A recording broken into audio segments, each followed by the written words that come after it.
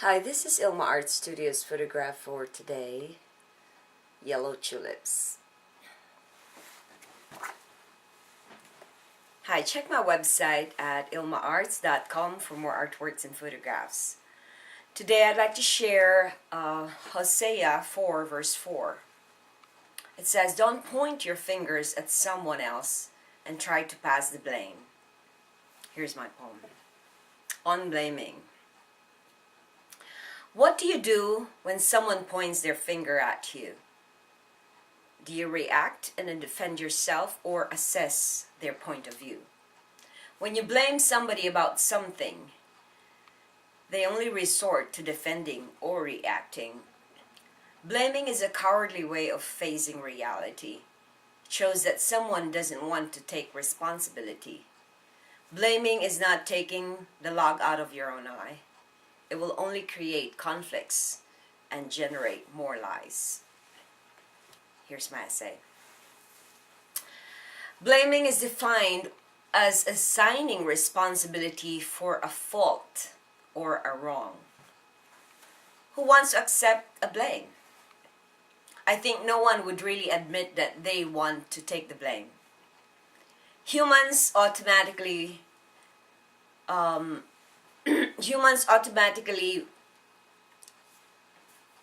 avoid looking bad. They always want to look good, especially in public.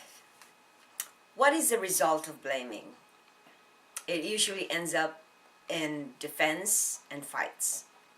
One person points a finger and the response would be to point back at another fault of that person.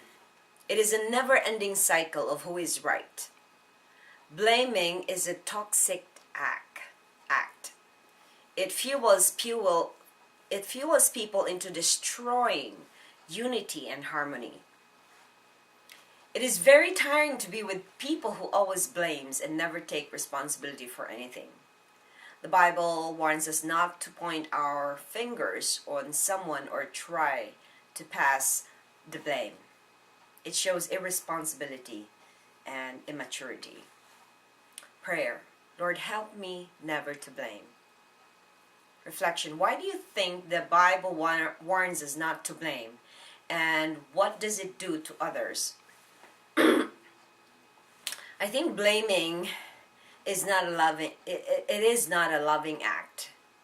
And anything that is not loving is not what God wants us to be. So when you blame, you are trying to pass judgment at someone, and when you try to pass a judgment at someone, you are actually committing the sin of pride, because you have no right to accuse somebody that what they're doing is wrong, because only God knows that. Only God sees the heart. Humans do not see the heart. We see the external thing. We see the action. We don't see the heart. We don't see why that person, or we don't see the intention. Only God can see that. And to put a judgment or to put an interpretation of what that person did is actually also not correct, because when you do that, you're actually trying to assume or presume something. So when you assume or presume, you think that you know it, when actually you don't, and that's another sin of pride. So I think this is why the Bible tells us not to pass the blame, because when we blame somebody, we're actually not taking responsibility for what is ours sometimes. Sometimes people who are going through a phase in their life where they don't want to face reality, they don't want to face the pain in their lives, they don't want to face the problems or the issues in their lives, so they try to point blames on people, and just observe people who are always blaming and see through. I'm not trying to ask you to judge them, but try and observe why you think that they're doing that. And when you observe it, and you will eventually in the end, if they admit it, or if somebody tells you that they know them so well, you will always have a reference to an anger in their life or something that they were so pained and that they cannot face it. So what does blaming do to others? It makes others veer away from you. You destroy relationships when you blame, and you lose trust from people when you blame, and then they become very defensive in front of you, and they fear being with you, and sometimes they walk on eggshells because they don't want to be blamed. So I challenge you, try as much not to do the blaming act, because when you do, you're not actually being loving.